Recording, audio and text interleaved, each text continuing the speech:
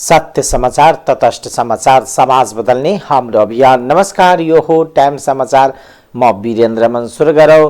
छठ पर्व सम्पन्न सम्बन्धी प्रसङ्गबाट सूर्य देवताको श्रद्धापूर्वक आराधना एवं पूजा गरी मनाइने छठ पर्व बिहिबार बिहान उदाउँदो सूर्यलाई अर्घ दिँदै सम्पन्न भएको छ। बिहान उदाउँदो सूर्यलाई पूजा सामग्री सहित अर्घ दिएपछि छठ सम्पन्न भएको हो। 5 दिनसम्म अत्यन्त नियम निष्ठापूर्वक मनाइने छठ पर्वको बुधबार साँझ अस्ताउँदो सूर्यलाई अर्घ दिएको थियो भने बिहिबार उदाउँदो सूर्यलाई अर्घ दिएको हो। पारिवारिक सुख शान्ति, समृद्धि, शारीरिक कल्याण, रोगबाट मुक्ति तथा विभिन्न मनोकांक्षा पूरा होस् भन्ने उद्देश्यले आदिदेव सूर्य अर्थात् दीनानाथको उपासना गरी अत्यन्त निष्ठापूर्वक छठ पर्व मनाइन्छ।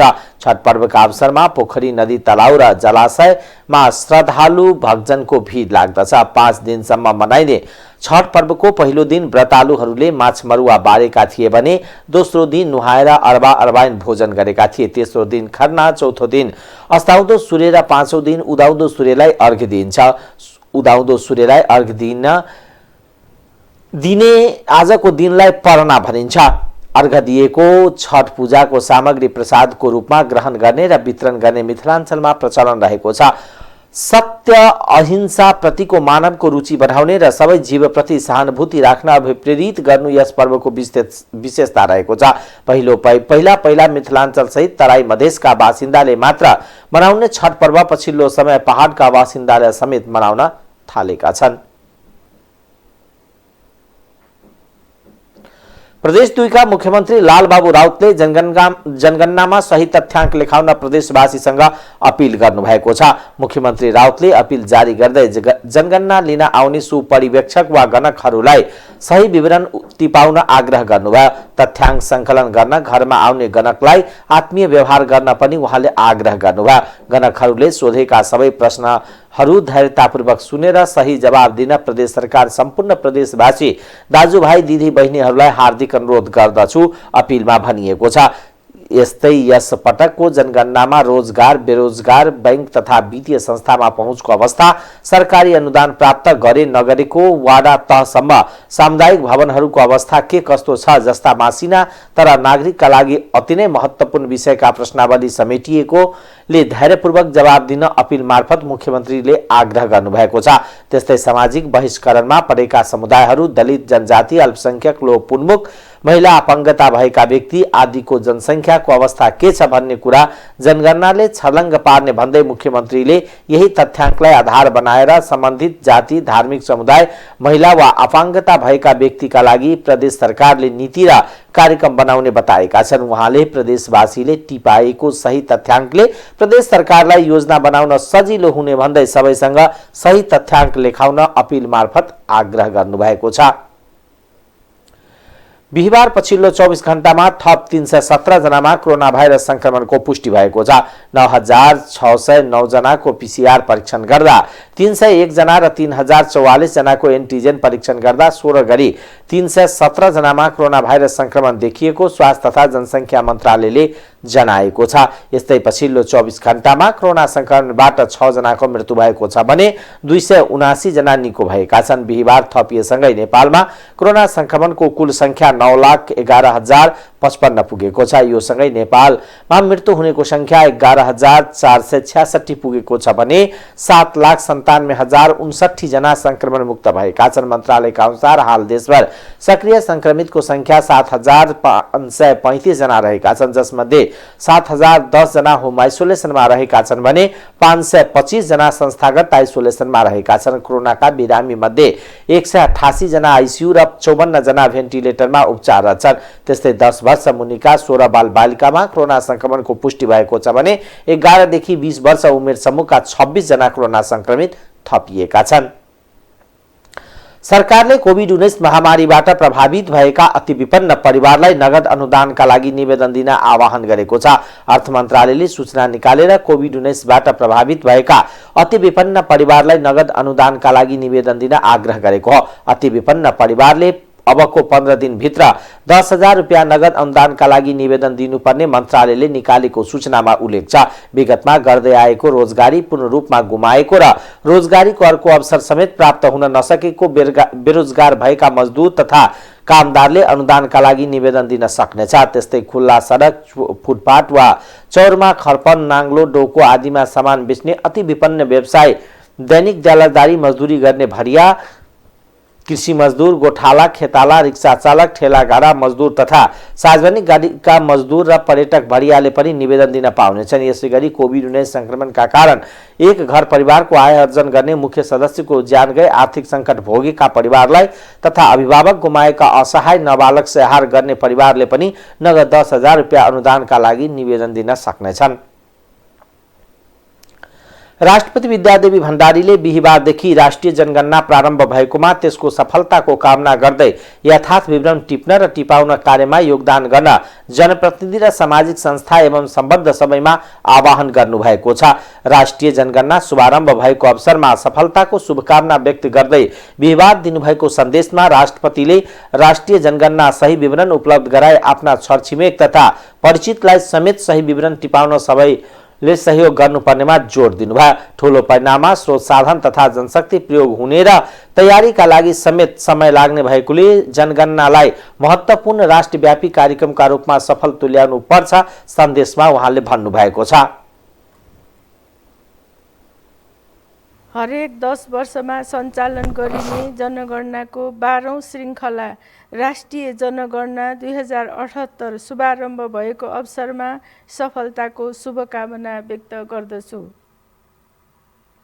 आजदेखि सुरु भई आगामी मङ्सिर 9 गतेसम्म सबै नेपालीको व्यक्तिगत तथा पारिवारिक विवरण सङ्कलन गर्ने प्रयोजनका लागि केन्द्रीय तथ्याङ्क विभागले मुलुकभरि गणकहरू परिचालन गरेको छ। जनगणना मार्फत उपलब्ध हुने तथ्याङ्क नै मुलुकको विकास निर्माण सम्बन्धी नीति, योजना र कार्यक्रम निर्माणको लागि आवश्यक सूचनाको स्रोत हो। साथै राज्यले सञ्चालन गर्ने कल्याणकारी कार्यक्रम तथा सामाजिक सुरक्षा लगायतका सुविधाको प्रक्षेपण गर्ने महत्त्वपूर्ण आधार समेत हो। त्यसैले राष्ट्रिय जनगणनामा सही विवरण उपलब्ध गराई आफ्ना छरछिमेकी तथा परिचितलाई पनि सही विवरण टिपाउन सबैले सहयोग गर्नु पर्दछ। जनगणनाको यस राष्ट्रिय अभियानलाई सफल बनाउन जनप्रतिनिधि, सामाजिक सङ्घ-संस्था एवं सम्बद्ध सबैमा आह्वान गर्दछु। धन्यवाद। आजदेखि सुरु भई आगामी मङ्सिर 9 गतेसम्म सबै नेपालीको व्यक्तिगत तथा पारिवारिक विवरण सङ्कलन गर्न केन्द्रीय तथ्याङ्क विभागले मुलुकभर गणक खटाएको छ। राष्ट्रपति विद्यादेवी भण्डारीको पहिलो विवरण सङ्कलन गर्दै बिहिबारबाट देशभर 12औं राष्ट्रिय जनगणना प्रारम्भ भएको छ। शीतल निवास स्थित राष्ट्रपति कार्यालयमा तथ्याङ्क विभागका गणकहरू पुगेर राष्ट्रपतिको पारिवारिक तथ्याङ्क सङ्कलन गरी राष्ट्रिय जनगणना 2078 को प्रारम्भ गरिएको हो। तथ्याङ्क विभागका महानिर्देशक नेविन लाल श्रेष्ठले राष्ट्रपति भण्डारीको पहिलो तथ्याङ्क लिएर राष्ट्रिय जनगणना 2078 को औपचारिक शुभारम्भ गरिएको बताउनुभयो। उहाँका अनुसार राष्ट्रपतिलाई जनगणनाको तथ्याङ्कमा रहेका 80 वटा प्रश्न सोधिएको थियो। तथ्याङ्क विभागका अनुसार राष्ट्रपति पछि प्रधानमन्त्री शेरबहादुर देउवाको पारिवारिक तथ्याङ्क सङ्कलन गरिएको छ। आजबाट देशभरि राष्ट्रिय जनगणना 2078 सुरु भएको छ। उपराष्ट्रपति नन्दबहादुर पुनले राष्ट्रिय जनगणनामा सक्रिय सहभागी हुन सबै देशवासीलाई अनुरोध गर्नुभएको छ। 12औं राष्ट्रिय जनगणना 2078 को प्रारम्भका अवसरमा बिहिबार सन्देश दिँदै उहाँले राष्ट्रिय महोत्सवका रूपमा सुरु भएको यस राष्ट्रिय अभियानलाई सफल बनाउन अनुरोध गर्नुभएको हो। प्रत्येक 10 वर्षमा हुने राष्ट्रिय जनगणनाको 12औं श्रृङ्खला अर्थात् 12औं राष्ट्रिय जनगणना 2078 आजदेखि प्रारम्भ हुँदैछ। जनगणना आजदेखि सुरु भई मङ्सिर 9 गतेसम्म सञ्चालन हुनेछ। जनगणना तथ्याङ्क प्रणालीको मेरुदण्ड र विकासको आधार भएकोले जनताको जीवन स्तर, कुल जनसङ्ख्या, जातीय, भाषिक, धार्मिक समुदाय तथा भौगोलिक अवस्थितिको जनसङ्ख्या यसैबाट प्राप्त हुने उपराष्ट्रपतिले बताउनु भएको छ। जनगणनाबाट प्राप्त तथ्याङ्कका आधारमा नै विकास निर्माणका योजना, तर्जुमा, सामाजिक सुरक्षा कार्यक्रम तय, शिक्षा, स्वास्थ्य तथा सुरक्षा जस्ता संविधान प्रदत्त जनताको मौलिक हक, अधिकार, आधारभूत आवश्यकता पूरा गर्न आवश्यक पर्ने स्रोतको आकलन गरिन्छ। त्यसैले जनगणना सरकारको मात्र नभएर आम जनताको आवश्यकता हो, उहाँले भन्नुभएको छ। मेरो हार्दिक नमस्कार। प्रत्येक 10 वर्षमा हुने राष्ट्रिय जनगणनाको 12औं श्रृङ्खला अर्थात् 12औं राष्ट्रिय जनगणना 2078 आजबाट प्रारम्भ हुँदैछ। नेपालमा जनगणना सुरु भएको शताब्दी बढी भइसके तापनि नयाँ संविधान जारी भएपछिको पहिलो जनगणना भएकोले 12औं राष्ट्रिय जनगणनाको विशिष्ट महत्त्व छ। राष्ट्रिय उत्सवको रूपमा आजबाट सुरु भई मङ्सिर 9 गतेसम्म सञ्चालन हुने राष्ट्रिय जनगणनामा सक्रिय सहभागी हुन र यो राष्ट्रिय अभियानलाई सफल बनाउन म देशवासी दिदीबहिनी तथा दाजुभाइहरूमा हार्दिक अनुरोध गर्दछु। जनगणना तथ्याङ्क प्रणालीको मेरुदण्ड र विकासको आधार हो। जनगणनाबाट आउने तथ्याङ्कका आधारमा नै विकास निर्माणका योजना, तर्जुमा, सामाजिक सुरक्षा कार्यक्रम तय, शिक्षा, स्वास्थ्य र सुरक्षा जस्ता संविधान प्रदत्त जनताका मौलिक हक, अधिकार तथा आधारभूत आवश्यकता पूरा गर्न आवश्यक पर्ने स्रोतको आकलन गरिन्छ। म सम्पूर्ण देशवासी दिदीबहिनी तथा दाजुभाइहरूमा घर आँगनमा आउनुहुने गणकहरूलाई निर्धक्क आफ्नो सत्य तथ्य विवरण उपलब्ध गराई सहयोग गर्न अपिल गर्दछु।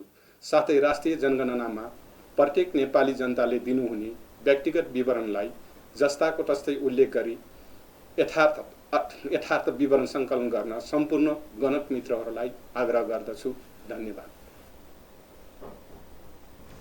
उहाँले नेपालमा जनगणना सुरु भएको शताब्दी बढी भइसकेको तापनि संघीय लोकतान्त्रिक गणतन्त्र नेपालको नयाँ संविधान जारी भएपछि पहिलो जनगणना भएकोले 12औं राष्ट्रिय जनगणनाको विशिष्ट महत्त्व रहेको बताउनुभयो।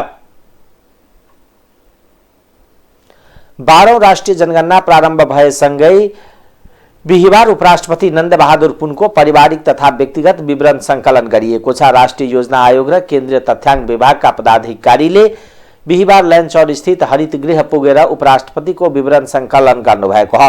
विवरण सङ्कलनका लागि आयोगका सदस्य डाक्टर राम कुमार फुयाल, आयोगका सचिव केवल प्रसाद भण्डारी, विभागका महानिर्देशक निविन लाल श्रेष्ठ, निर्देशक हेमराज रेग्मी, दिल्ली राज जोशी र डुन्डी राज लामिछाने उपराष्ट्रपति निवास पुग्नु भएको थियो। विभागका महानिर्देशक श्रेष्ठले गणकका रूपमा उपराष्ट्रपतिको पारिवारिक तथा व्यक्तिगत विवरण सङ्कलन गर्नुभएको थियो।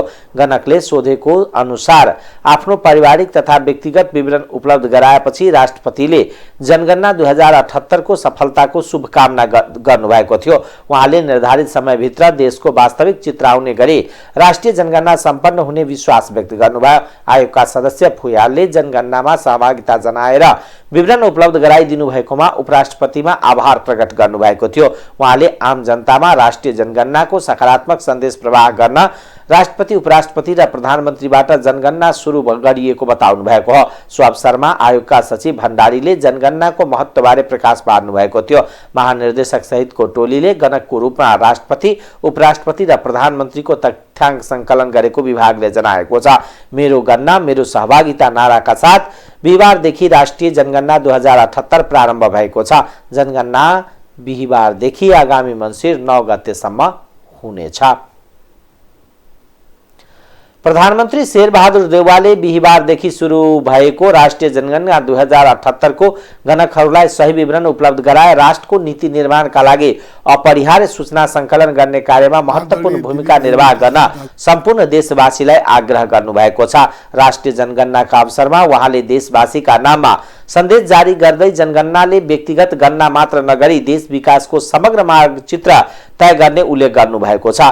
देशको विकासका लागि उपयुक्त नीति निर्माण गर्न आवश्यक सूचनाका आधारमा स्तम्भका रूपमा रहेको राष्ट्रिय जनगणना अन्तर्गत यही कार्तिक 25 देखि मङ्सिर 9 गतेसम्म प्रत्येक घर घरमा जनगणना गर्नका लागि गणक आउँदै हुनुहुन्छ। प्रधानमन्त्री देउवाले यस जनगणनामा पहिलो पटक सामुदायिक प्रश्नावली मार्फत वाडा तहसम्म पुगी देशका सबै व्यक्तिको र विदेशमा रहनुभएका नेपाली समेतको जनसाङ्ख्यिक, आर्थिक, सामाजिक लगायतका परिवारमा उपलब्ध सेवा सुविधा सम्बन्धी विवरण सङ्कलन हुने उल्लेख गर्नुभएको छ। सूचनाको आधार स्तम्भको रूपमा रहेको राष्ट्रिय जनगणना 2078 आजबाट सुरु हुँदैछ। जनगणनाले व्यक्तिको गणना मात्र नगरी देश विकासको समग्र मार्गचित्र पनि तय गर्दछ। यसै कार्यक्रम अन्तर्गत कार्तिक 25 गतेदेखि मङ्सिर 9 गतेसम्म तपाईँ हाम्रो घर घरमा जनगणना गर्नका लागि गणकहरू आउँदै हुनुहुन्छ।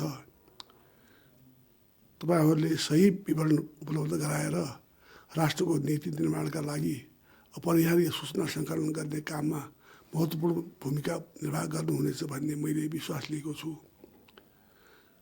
आजदेखि सुरु हुने जनगणनामा पहिलो पटक सामुदायिक प्रश्नावली मार्फत वडा तहसम्म पुगी देशभरका सबै व्यक्तिहरूको र विदेशमा रहनुभएका नेपालीहरूको समेत जनसाङ्ख्यिक, आर्थिक, सामाजिक लगायत परिवारमा उपलब्ध सेवा सम्बन्धी विवरणहरू सङ्कलन हुँदैछ।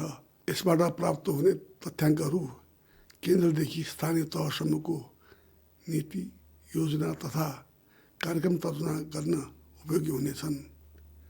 विगतमा हामी कुन अवस्थामा थियौँ, अहिले कुन अवस्थामा छौँ र भोलिको उज्जवल भविष्य निर्माणका लागि के गर्नुपर्दछ भन्ने कुरा थाहा पाउनका लागि पनि जनगणना अपरिहार्य हुन्छ। तपाईँहरूले दिनुभएको सम्पूर्ण व्यक्तिगत विवरणहरू तथ्याङ्क ऐन 2015 बमोजिम गोप्य रहने भएकोले आफ्नो घरमा आउने गणकहरूलाई सही विवरण उपलब्ध गराइदिनु हुन सम्पूर्ण नेपाली दिदीबहिनी तथा दाजुभाइहरूलाई हार्दिक अनुरोध गर्दछु। धन्यवाद। यसबाट प्राप्त हुने तथ्याङ्क केन्द्रदेखि स्थानीय तहसम्मको नीति, योजना, कार्यक्रम तर्जुमा गर्न उपयोगी हुनेछ। विगतमा हामी कुन अवस्थामा थियौँ, अहिले कुन अवस्थामा छौँ र भोलिको उज्जवल भविष्य निर्माणका लागि के गर्नुपर्छ भन्ने कुरा थाहा पाउनको लागि पनि जनगणना अपरिहार्य हुन्छ, उहाँले सन्देशमा उल्लेख गर्नुभएको छ। नेकपा एमालेका अध्यक्ष केपी शर्मा ओलीले यही कार्तिक 25 गतेदेखि सुरु भएको 12औं राष्ट्रिय जनगणना राष्ट्र विकासको एक महत्त्वपूर्ण पक्ष भएकोले यसलाई पूर्ण सफलताको कामना गर्नुभएको छ। पूर्व प्रधानमन्त्री ओलीले संघीय लोकतान्त्रिक गणतन्त्र पछिको पहिलो जनगणना भएकोले यसले राज्यको सेवा अझ प्रभावकारी बनाउन उपयुक्त तथ्याङ्क उपलब्ध गराउने भएकोले यस कार्यमा सहभागी भई सहयोग गर्न सबै नेता, कार्यकर्ता र आम नागरिकमा आह्वान गर्नुभएको छ। जनगणनाको कार्य कार्तिक 25 गतेबाट राष्ट्रिय जनगणनाको कार्य प्रारम्भ हुँदैछ। 110 वर्ष जति लामो इतिहासमा जनगणनाको कार्य लगातार थप विशेषता र थप परिमार्जित, परिष्कृत हुँदै आएको छ। यसपल्ट केन्द्रीय तथ्याङ्क विभागले 80वटा प्रश्नहरूका साथ तपाईँ हाम्रा सामु हाम्रा बारेको विस्तृत जानकारी सङ्कलन गर्न प्रतिनिधिहरू हाम्रो घर आँगनमा आउँदै हुनुहुन्छ। हामीले हाम्रा यथार्थ तथ्याङ्कहरू, जनगणना र अन्य प्रश्नावलीमा भएका विषयहरूको सन्दर्भमा तथ्याङ्क विभागका प्रतिनिधिहरूलाई, गणकहरूलाई जानकारी गराउनु हाम्रो कर्तव्य पनि हो।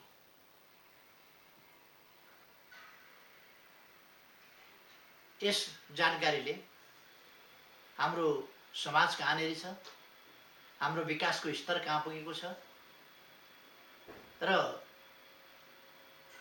कुन क्षेत्रमा हामी कति अगाडि बढेका छौँ, कुन क्षेत्रमा बढी ध्यान दिनुपर्ने आवश्यकता छ, मानव संसाधनको विकास, मानव स्रोतको विकास अथवा अन्य विकासहरूको सन्दर्भमा हामी कहाँनेरि छौँ, हाम्रो आय स्रोत के छ, कस्तो छ, हाम्रो आर्थिक अवस्था के छ, रोजगारीको अवस्था के छ, शैक्षिक अवस्था के छ, लगायतका विषयहरू राज्यले जानकारी पाएपछि नै तदनुसार योजना निर्माण गर्न सक्दछ समस्या समाधानका लागि, अगाडि बढ्नका लागि। त्यसर्थ यी कामहरूका लागि तथ्याङ्क अत्यन्तै महत्त्वपूर्ण छ। त्यसैका लागि हामी हरेक 10-10 वर्षमा राष्ट्रिय जनगणना गर्ने गर्दछौँ। विक्रम सम्पूर्ण दाजुभाइ दिदीबहिनीहरूलाई उत्साहपूर्ण ढङ्गले यस कार्यमा सहयोग पुर्याउन हार्दिक आह्वान आग्रह गर्न चाहन्छु। उहाँले जारी गर्नुभएको सन्देशमा घर घरमा आउन गणकलाई सही विवरण दिएर कार्यक्रम सफल बनाउन अपील गर्नुभएको छ। संस्कृति पर्यटन तथा नागरिक उड्डयन मन्त्री प्रेम बहादुर आलेले भगवान शिवले बास गरेका 4 धामलाई समेटेर शिव सर्किटको रूपमा विकास गर्नुपर्ने बताउनु भएको छ। बिहिबार काठमाडौँमा पशुपतिनाथ काशी विश्वनाथ अमृत महोत्सव मोटरसाइकल रैलीको उद्घाटन गर्दै मन्त्री आलेले भगवान शिवले बास गरेका 4 धामहरू पशुपतिनाथ, काशी विश्वनाथ, केदारनाथ र बद्रीनाथलाई शिव सर्किट कनेक्सनको रूपमा विकास गर्नुपर्ने बताउनु भएको हो। यसरी सर्किटको विकास गर्न सकेमा हिन्दू धर्मावलम्बीहरूले चारैवटा धामको दर्शन गर्ने अवसर पाउने र सो शिवालयप्रति अझ धार्मिक आस्था बढेर जाने उहाँले बताउनुभयो। पर्यटन मन्त्री आलेले नेपाल भारत सम्बन्ध प्राचीन मौलिक र सभ्यताको सम्बन्ध भएकोले बताउनु भएको हो। विश्वनाथ मन्दिरमा दर्शन गर्ने हिन्दू दर्शनार्थीले एकपटक पशुपतिनाथको दर्शन गर्नुपर्ने पौराणिक मान्यता रहेको बताउनुभयो। आधुनिक राज्य स्थापना भएर बनेको सम्बन्ध होइन। यी दुवै मुलुकको सम्बन्ध भनेको प्राचीन कालदेखि नै धर्म, संस्कृति, परम्परा, रीतिरिवाज, समानताका आधारमा बनेको सम्बन्ध हो। त्यसैले विश्वका देशहरूमा एक देशबाट अर्को देश जान भिसा, पासपोर्ट अनिवार्य चाहिन्छ। तर नेपाल र भारत आवत जावत गर्न भिसा, पासपोर्ट चाहिँदैन र हाम्रो खुला सिमाना रहेको छ। यिनै विशेषताले गर्दा नेपाल भारत सम्बन्ध भनेको प्राचीन मौलिक र सभ्यताको सम्बन्ध हो। म अन्तिममा के भन्न चाहन्छु भने भगवान शिवले बास गरेको 4वटा धामहरू पशुपतिनाथ, काशी विश्वनाथ, केदारनाथ र बद्रीनाथलाई शिव सर्किट कनेक्सनको रूपमा विकास गरी संसारभरिका अरबौं हिन्दू धर्मावलम्बीहरूलाई चारै धामको दर्शन गर्ने अवसर सिर्जना गरौँ। यो सर्किटको कन्सेप्टले यी शिवालयहरूप्रति अझै धार्मिक आस्थाको गरिमा बढेर जानेछ। आज हुन गइरहेको मोटरसाइकल र्यालीको शुभारम्भ शिव सर्किटको एक खण्डको रूपमा मैले बुझेको छु। उहाँले पशुपतिनाथदेखि काशी विश्वनाथसम्मको मोटरसाइकल रैलीले नेपाल भारत सम्बन्ध प्रगाढ हुने र हिन्दू धर्मको गरिमा उच्च रहने विश्वास व्यक्त गर्नुभयो। त्यसैगरी कार्यक्रममा बोल्दै नेपालका लागि भारतीय राजदूत विनय मोहन कात्वाले नेपालको पशुपतिनाथ मन्दिर र भारतको काशी विश्वनाथ मन्दिरले दुई देशको समाजलाई जोड्नुको साथै सम्बन्धलाई निरन्तरता दिने प्रतीकको रूपमा रहेको उल्लेख गर्नुभयो। एक प्रकार से देखा जाए तो नाम है, लेकिन अगर एक प्रकार से देखा जाए तो हमारी दोनों देशों की सभ्यताओं का एक प्रमुख चिन्ह है। यदि हमारे सांस्कृतिक संबंधों में अगर हमें कहीं अपने जनमान्य के संबंधों के बीच में कहीं पे अगर अमृत की खोज करनी है तो वो इन दो पावन स्थलों पे ही है। दूसरा, हमारे दोनों देशों के बीच, दोनों समाजों के बीच, दोनों सभ्यताओं के बीच में जो संबंध रहे हैं, यदि उनकी निरंतरता का कोई प्रतीक है तो ये दो पावन भूमि स्थल हैं जो एक प्रकार से हमें सभ्यता के माध्यम में, सभ्यता के लेवल पे जो है एक दूसरे देशों को और हमारे समाजों को एक साथ जोड़ते हैं। शुक्रबार नै दर्जनौं युवाहरूले पशुपतिनाथ काशी विश्वनाथ अमृत महोत्सव काठमाडौँको पशुपतिनाथबाट प्रारम्भ गरेका छन्। 50 भन्दा बढी मोटरसाइकल सवार राइडरहरू झन्डै 900 किलोमिटर दूरी पूरा गरेर कार्तिक 30 गते नेपाल फर्किने कार्यक्रम रहेको छ।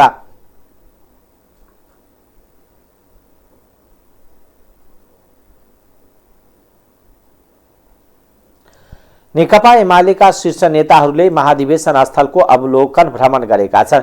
बिहिबार पार्टीका महासचिव ईश्वर पोखरेलको नेतृत्वमा गएको टोलीले एमाले महाधिवेशनको उद्घाटनको कार्यक्रम हुने स्थल नारायणी नदी किनारको स्थलगत अवलोकन गरेका हुन्। पार्टीका महासचिव ईश्वर पोखरेलसँगै नेताहरू विष्णु पौडेल, थाई कमिटी सदस्य रामबहादुर थापा बादल, पार्टी प्रवक्ता प्रदीप गेवाली, कार्यालय सचिव शेरबहादुर तामाङ, नेताहरू सुरेन्द्र पाण्डे, शंकर पोखरेल, विष्णु रिमाल, योगेश भट्टराई लगायतका शीर्ष नेताहरू महाधिवेशन स्थल नारायणी किनारको अवलोकन गर्न चितवन पुगेका छन्। उनीहरूले एमालेका महाधिवेशन स्थल नारायणी नदी किनारको स्थलगत अवलोकन गरेका छन् भने महाधिवेशनको बन्द सत्र हुने सरहामा पनि स्थलगत अवलोकन गरेका छन्। चितवनमा सञ्चारकर्मीसँग कुरा गर्दै महासचिव ईश्वर पोखरेलले महाधिवेशन स्थलको निरीक्षण र आवश्यक तयारीका लागि चितवन आएको बताउनुभयो। उहाँले स्थलगत निरीक्षण पछि छलफल गर्ने र आवश्यक तयारीका काम अगाडि बढाउने जानकारी दिनुभयो। समसामयिक विषयमा सञ्चारकर्मीलाई प्रतिक्रिया दिँदै महासचिव पोखरेलले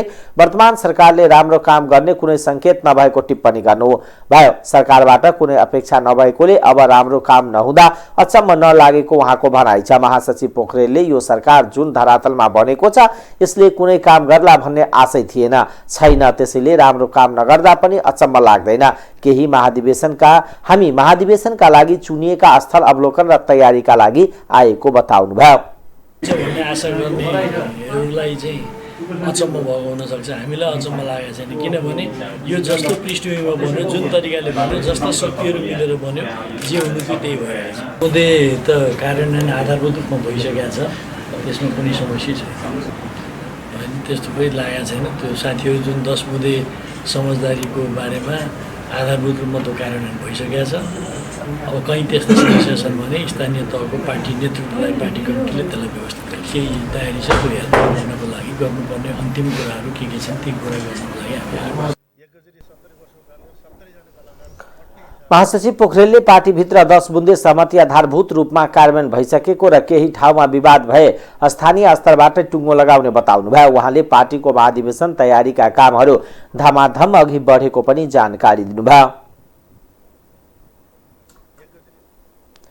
सर्वोच्च अदालतमा वकिल र प्रहरी बीच झडप हुँदा 6 जना घाइते भएका छन्। नेपाल बार एसोसिएसनका महासचिव लीलामणि पौडेल, उपाध्यक्ष रक्षा बस्याल, पूर्व उपाध्यक्ष कुमार शर्मा आचार्य, पूर्व केन्द्रीय सदस्य रमन कर्मा, उच्च बार पाटनका केन्द्रीय सदस्य मुकुन्द भट्टराई र केन्द्रीय सदस्य प्रकाश महर्जन घाइते भएको नेपाल बार एसोसिएसनका पूर्व उपाध्यक्ष टिकाराम भट्टराईले जानकारी दिनुभयो। मूल ढोकामा विरोध प्रदर्शन गर्न खोज्दा प्रहरीले हस्तक्षेप गरेको थियो। त्यसपछि अदालत परिसरमा वकिल र प्रहरी बीच घम्साघम्सी भएको थियो। भीड नियन्त्रणका लागि काठमाडौँका प्रमुख जिल्लाधिकारी सशस्त्र प्रहरी बलको टोली पनि परिचालन गर्न आदेश दिएका छन्। प्रहरी हस्तक्षेपको विरोधमा नेपाल बार एसोसिएसनले शुक्रबार सर्वोच्च अदालतमा सम्पूर्ण इजलास बहिष्कार गर्ने भएका छन्। बिहिबारको प्रदर्शनमा उपाध्यक्ष रक्षा बस्याल, महासचिव लीलामणि पौडेल लगायतका 6 जना अधिवक्ता घाइते भएका छन्।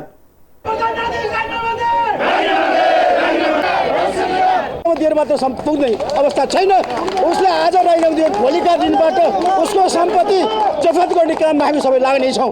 यति कुरा राख्दै ज्वलेन्द्र शमशेर जबरा राजीनामा दे, ज्वलेन्द्र शमशेर जबरा राजीनामा दे। यो हाम्रो शान्तिपूर्ण कार्यक्रम हो। हामी आफ्नो सर्वोच्च अदालतको प्राङ्गणमा हामीलाई जुन सीमा दिएको छ त्यो सीमाभित्र सीमित रहेर हामीले शान्तिपूर्ण कार्यक्रम गरेका थियौँ।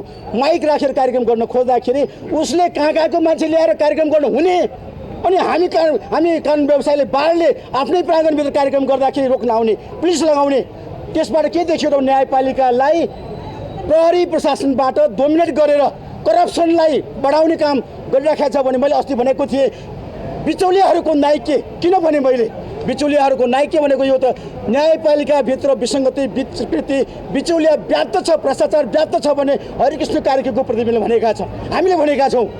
त्यो कार्यान्वयनको लागि उसले म कार्यान्वयन गर्न सक्दिनँ भनेर राष्ट्रिय न्यायिक प्रतिष्ठानमा जे बोल्यो त्यसबाट प्रश्न देखिन्छ उसको संरक्षण कसको लागि भन्दाखेरि बिचौलियाको संरक्षण हो। त्यस कारणले गर्दाखेरि बिचौलियाको नाइके मैले भनेको हो। त्यस कारणले गर्दाखेरि त्यस किसिमको बिचौलियाको नाइके हामीलाई चाहिएको छैन। हामीलाई शुद्ध न्याय दिने, निष्पक्ष न्याय दिने, स्वच्छ न्याय दिने, निर्भीक न्याय दिने स्वतन्त्र न्यायपालिकाको प्रधान न्यायाधीश चाहिन्छ। त्यस किसिमको प्रधान न्यायाधीश जबसम्म हामीले ल्याउन सक्दैनौँ तबसम्म यो सुधारका कुराहरूका जो कदम हो आन्दोलन कार्यक्रम हो त्यो बार नेपाल बार मात्र होइन। अब नेपाल बार मात्र सीमित छैन, सम्पूर्ण नागरिकमा यो गइसकेको छ। त्यसकारण भोलि तपाईँहरू सम्पूर्ण साथीहरू प्रधान न्यायाधीशलाई गेटबाट प्रश्न प्रवेश गर्न नदिनको लागि भोलि 10 बजे नै हामी सबै साथीहरू त्यहाँ भेला हुन अनुरोध गर्दछौँ। प्रहरीले आफूहरूको प्रदर्शनमा 81 हस्तक्षेप गर्दै माइक खोसेको वारले जनाएको छ। शुक्रबार बन्दी प्रत्यक्षीकरणका मुद्दा इजलास पनि बहिष्कार गरिने महासचिव पौडेलले जानकारी दिनुभयो। सर्वोच्च परिषदमा वकिलहरू प्रधान न्यायाधीश विरुद्ध चर्को नाराबाजी गरेका छन्। अधिवक्ताहरूले प्रधान न्यायाधीशले राजीनामा दिनुपर्ने लगायतका विभिन्न माग सहित नाराबाजी गरेका छन्। नेपाल आयल निगमले पेट्रोलियम पदार्थको भाव बढाएको छ। निगमले बुधबार सूचना प्रकाशित गरी पेट्रोल, डिजल र मट्टी तेलमा प्रति लिटर 3 रुपियाँ र ग्यासमा 75 रुपियाँ बढाएको छ। अब पेट्रोल लिटर 136 रुपियाँ पर्नेछ भने डिजल र मट्टी तेलको भाव 119 रुपियाँ पुगेको छ। खाना पकाउने ग्यासको मूल्य 75 रुपियाँ बढेर प्रति सिलिन्डर 1575 रुपियाँ पुगेको छ। नेत्र विक्रम चन्द्र विप्लव नेतृत्वको नेपाल कम्युनिस्ट पार्टीले कार्तिक 30 गते नेपाल बन्दको आह्वान गरेको छ। जनताको दैनिक जीवनसँग जोडिएका पेट्रोलियम पदार्थ तथा खाद्य वस्तुको मूल्य वृद्धि विरुद्ध नेपाल बन्द गर्ने घोषणा गरेको हो। पार्टीका महासचिव विप्लवले बिहिबार प्रेस विज्ञप्ति मार्फत नेपाल बन्द सहितको संघर्षको कार्यक्रम घोषणा गरेका छन्। कार्तिक 25 गते दिउँसो 3 बजे देशव्यापी विरोध प्रदर्शन, कार्तिक 26 गते प्रचार प्रसार र साझा मसाल जुलुस, कार्तिक 27 गते देशव्यापी प्रदर्शन दिउँसो 1 बजेदेखि 2 बजेसम्म 1 घण्टा र कार्तिक 28 गते बिहान 10 बजेदेखि 11 बजेसम्म 1 घण्टा चक्का जाम, कार्तिक 29 गते दिउँसो सिटी जुलुस, साझा मसाल जुलुस र कार्तिक 30 गते नेपाल बन्दसम्मको कार्यक्रमको घोषणा गरेका छन्। पेट्रोलियम पदार्थको मूल्य वृद्धिको विरोधमा प्रमुख विपक्षी दल नेकपा एमालेको विद्यार्थी संगठन अनेरा सविले प्रदर्शन गरेको छ। काठमाडौँको प्रदर्शनी मार्ग स्थित रत्न राज्य लक्ष्मी देवी क्याम्पस रत्न राज्य लक्ष्मी क्याम्पस आरआर क्याम्पस बाहिर विद्यार्थीहरूले प्रदर्शन गरेका हुन्। उनीहरूले नाफा घाटा जान्दैनौ, मूल्य वृद्धि मान्दैनौ लगायतका नारा लेखेको प्लेकार्ड बोकेका थिए। उनीहरूले प्रधानमन्त्री शेरबहादुर देउवाको पुतला पनि जलाएका छन्। नेपाल आयल निगमले बुधबार राति खाना पकाउने ग्यासमा 75 रुपियाँ र डिजल तथा पेट्रोलियममा 3-3 रुपियाँ मूल्य बढाएको थियो। मूल्य वृद्धिको विरोधमा सत्तारूढ गठबन्धनमै रहेका दलको विद्यार्थी संगठनले पनि आन्दोलन घोषणा गरेको छ।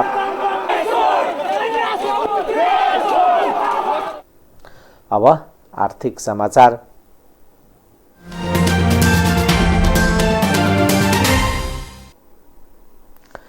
वर्ष दिनको अवधिमा नेपाली बजारमा सुन्तलाको थोक मूल्य 53% सम्मले वृद्धि भएको पाइएको छ। कालीमाटी फलफूल तथा तरकारी बजार विकास समितिले दैनिक मूल्य सूचीमा उपलब्ध तथ्याङ्कलाई आधार मान्ने हो भने गएको 1 वर्षको अवधिमा नेपाली बजारमा सुन्तलाको थोक मूल्य 53% सम्मले बढेको पाइएको छ। अहिले नेपाली सुन्तला मूल्य बजारमा आइ नसकेको र भारतीय सुन्तला पनि चाडपर्वका कारण महँगिएको बताएको छ। समितिको तथ्याङ्क अनुसार गत वर्षको यही समयमा प्रति किलो 75 रुपियाँ कायम रहेको भारतीय सुन्तलाको मूल्य 1 वर्षको अवधिमा 53% वृद्धि हुँदै बुधबार प्रति किलो 115 रुपियाँ पुगेको देखिएको छ। त्यसैगरी सोही अवधिमा नेपाली सुन्तलाको मूल्य पनि 50% वृद्धि हुँदै प्रति किलो 60 रुपियाँबाट 90 रुपियाँ पुगेको छ। कालीमाटी फलफूल तथा तरकारी बजार विकास समितिका सूचना अधिकारी विनय श्रेष्ठका अनुसार अहिले चाडबाडका कारण सुन्तला लगायतका फलफूलको माग बढेका कारण भारतीय सुन्तलाको मूल्य बढेको हो।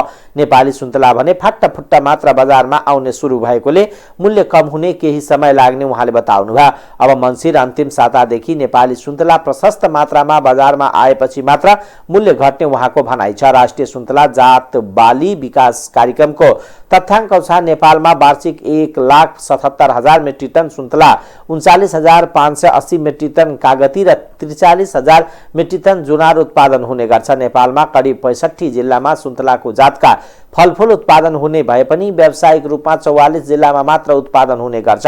नेपालमा माग हुने सुन्तला जातका फलफुल मध्ये आन्तरिक उत्पादनले करिब 80% बजार धान्छ भने बाँकी 20% विभिन्न मुलुकबाट आयात गरिन्छ।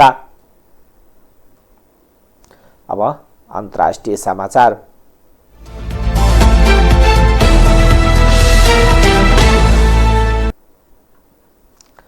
जलवायु परिवर्तनले हिमाली क्षेत्रमा परेको असर कम गर्न विश्व समुदाय सहमत भएको छ। स्कटल्यान्डको ग्लास्गोमा भइरहेको जलवायु परिवर्तन सम्बन्धी विश्व सम्मेलन COP26 को प्राविधिक सत्रको हिमाल क्षेत्रको संरक्षण, अध्ययन, अनुसन्धान तथा अर्थतन्त्रको सुधारमा काम गर्ने सहमति भएको हो। प्राविधिक सत्रमा हिन्दकुश क्षेत्रको थप अध्ययन अनुसन्धान गर्दै अर्थव्यवस्था तथा सम्भावनाबारे कार्यक्रम सञ्चालन गर्नका लागि विश्व समुदाय सहमत भएसँगै बेलायतले आफ्नो आर्थिक सहयोगको घोषणा पनि गरेको छ। बेलायत सरकारले 250 मिलियन अमेरिकी डलर आर्थिक सहायता दिने प्रतिबद्धता व्यक्त गरेको हो। यसैगरी अमेरिकाले हिमाली क्षेत्रका देशलाई सहयोग गर्ने प्रतिबद्धता जनाएको छ। गएको कार्तिक 14 गतेदेखि सुरु भएको सम्मेलनमा अरू देशले पनि सहयोग को प्रतिबद्धता गर्ने क्रम जारी छ। पहिलो चरणको राजनीतिक सम्मेलनको सम्बोधनका क्रममा नेपालका प्रधानमन्त्री शेरबहादुर देउवाले उच्च हिमाली क्षेत्रको संवेदनशीलतालाई विश्व समुदायले साझा विषय बनाउनु पर्ने बताउनु भएको थियो। सम्मेलनको दोस्रो चरणको प्राविधिक समितिले बैठकमा पनि नेपालले आफ्नो आधार निरन्तर राखेपछि नेपालले उठाएको विषयलाई प्राविधिक समितिले निर्णयार्थ प्रस्तुत गरेको सम्मेलनमा सहभागी वन तथा वातावरण मन्त्रालयका सचिव डाक्टर प्रेम नारायण कडेलले बताउनु भयो। यो सहमतिले नेपाल लगायतका हिमाली देशले विभिन्न संघ संस्थासँग समन्वय गरेर काम गर्न सक्ने बाटो खुलेको छ।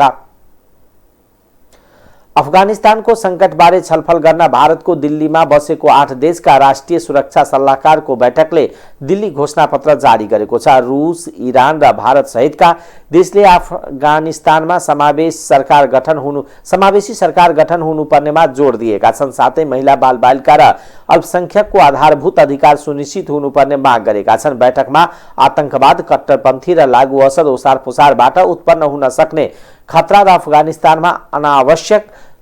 अफगानिस्तानमा आवश्यक मानवीय सहायताका बारेमा पनि छलफल भएको बीबीसीले जनाएको छ। बैठकका लागि निम्ता गरिएको भए पनि पाकिस्तान भने सहभागी भएनन्। भारतले आयोजना गरेको बैठकमा रूस सहित Iran, Kazakhstan, Kyrgyzstan, Tajikistan, Turkmenistan, उज्बेकिस्तानले भाग लिएका थिए। चीन र अमेरिकाले आउँदो दशकसम्म जलवायु सहकार्यलाई बढाउने सहमति गरेका छन्। विश्वका दुई देश दुई ठूला हरित गृह ग्यासको उत्सर्जनकर्ताहरूले आफ्नो कामलाई तीव्रता दिने उल्लेख गरिएको संयुक्त वक्तव्य जारी गरेका छन्। घोषणामा पेरिस सम्झौताले तय गरेको तापक्रम वृद्धि 1.5 डिग्री सेल्सियसमा सीमित राख्ने लक्ष्य भेट्न सहकारीको दृढ वाचालाई स्मरण गरेको छ। स्कटल्यान्डको ग्लास्गोमा आयोजित COP26 जलवायु सम्मेलनमा भएको यो सहमतिलाई आश्चर्यजनक मानिएको छ। चिनिया राष्ट्रपति सी जिनपिङ ग्लास्गोमा को सहभागी नभएपछि उहाँको आलोचना भइरहेको थियो। चीनका मुख्य जलवायु वार्ताकार सी जिनवाले जलवायु परिवर्तनका मामलामा चीन र अमेरिका बीच असहमति भन्दा धेरै सहमति भएको बताउनु भएको छ। अब खेलकुद समाचार।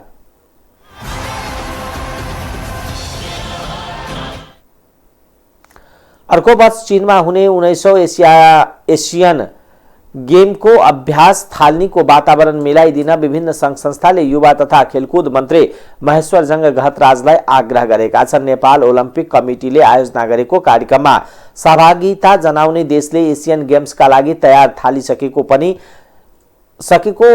आफूहरूले अभ्यास गर्न नपाएको गुनासो गरेका हुन्। विभिन्न संघका पदाधिकारीले राखेको मागलाई सम्बोधन गर्दै मन्त्री घतराजले सबै संघका पदाधिकारीलाई एसियन गेमको तयारीमा थाल्न आग्रह गर्नुभयो। नेपाल ओलम्पिक कमिटीका अध्यक्ष जीवनराम श्रेष्ठले नेपाली खेलाडीले अभ्यास गर्ने उचित वातावरण पाएको खण्डमा राम्रो नतिजा ल्याउनेमा आफू आशावादी रहेको बताउनुभयो। नयाँ ऐन र परिवेशलाई समन्वय गर्दै बजेट विनियोजन खेलाडीको पक्षमा भएको अवस्थामा नेपाली खेलकुदको विकास हुने उहाँले बताउनुभयो। हुँदै गएर 50% चाहिँ स्ट्यान्डर्ड चाहिँ पहिलाको भन्दा 7 गेमको भन्दा घट्दै गएको छ। त्यही भएर हामीले सबैले डबल मिहिनेत गर्नुपर्ने छ। यो कुरा चाहिँ सबैले सम्झनु पर्ने छ, सङ्घले पनि सम्झनु पर्ने छ, परिषदले, ओलम्पिक कमिटीले, मन्त्रालयले डबल ट्रेनिङ गर्नुपर्ने छ, डबल मिहिनेत गर्नुपर्ने छ, अनि मात्रै हामीले मेडल ल्याउँछौँ। र अरू देशको कुरा गर्ने हो भने 1 वर्ष अगाडिदेखि ट्रेनिङ सुरु भइसकेको छ। चाइनामादेखि लिएर थाइल्यान्डमा कुरा गर्ने हो भने, ताइपेमा कुरा गर्ने हो भने, कोरियामा कुरा गर्नु भने हाम्रो सहकारी साथीहरू, कोचहरू ट्रेनिङ सुरु भइसकेको छ। तर हामी चाहिँ अहिले पनि अफिसियली ट्रेनिङ सुरु गर्न सकेका छैनौँ। क्याम्प भनेको क्याम्प नै हो। त्यही भएर एक प्रकारले खेलाडीलाई चाहिँ त्यो इन्भाइरोमेन्ट क्रिएट गरिदिनु पऱ्यो। एक अर्को कुरा अवश्य नै यो 10 महिनाको अन्तरालमा 2-3वटा एक्सपोजर चाहिँ दिनु नै पर्ने हुन्छ। पूर्ण पदाधिकारी साथीहरूले आफ्नो तयारीलाई, खास गरी हामीले तत्कालैदेखि तयारी गर्ने बेला लाग्ने हाम्रो खर्च, हाम्रा खेलाडीहरू, हाम्रो अफिसियल टिम सबै हामीले के गर्नुपर्ने हुन्छ त्यसको आधारभूत इस्टिमेट तपाईँहरूले गरेर अगाडि बढ्न पनि र तयारीतिर तत्कालै प्रवेश गर्न पनि म साथीहरूलाई विशेष आग्रह गर्न चाहन्छु। ऐन, नयाँ परिवेश र यो खेलकुद क्षेत्रलाई एउटा चाहिँ नि समन्वयात्मक ढङ्गबाट अगाडि बढाउने कुरा र बजेटलाई चाहिँ नि एउटा विनियोजन गर्ने कुरा, प्राथमिकतामा राख्ने कुराहरू र खेलाडीहरूलाई एउटा निरन्तर ट्रेनिङमा लैजाने कुराहरू र प्राथमिकतामा राखेर अगाडि बढाउने कुराहरू हुनसक्छ भन्ने मैले चाहिँ नि विश्वास लिएको छु। हामी नेपाल ओलम्पिक कमिटी खेलकुदको विकासको लागि सरकारसँग सहकार्य गर्नलाई सधैँ हामी तयार छौँ, तत्पर छौँ र हामी गर्दै पनि आइरहेका छौँ। र यो ढङ्गबाट हामी सहकार्य गरेर जान सक्यौँ भने मलाई लाग्छ नेपालले राम्रै एउटा परिणामहरू भोलि south Asian game, Asian game, ओलम्पिकमा पनि हामी ल्याउन सक्छौँ। एशियन गेमका लागि अन्य देशले सहभागी हुने अभ्यास थाल्दा नेपालमा भने सहभागिताको औचित्यमा बल्ल छलफल हुँदैछ। गतिशील हुनुपर्ने खेलकुद क्षेत्रको मर्म अनुसार अगाडि बढ्न नसक्दा नतिजा भगवान भरोसामा मात्र सीमित हुने गरेको छ। पदक आशा गरिएका अनुसार लगानीका लागि पनि जिम्मेवार निकायले समयमै ध्यान दिनुपर्ने हुन्छ। टाइम्स समाचार अहिलेको लागि यति नै। हेर्दै गर्नुहोला टाइम्स टेलिभिजन। नमस्कार।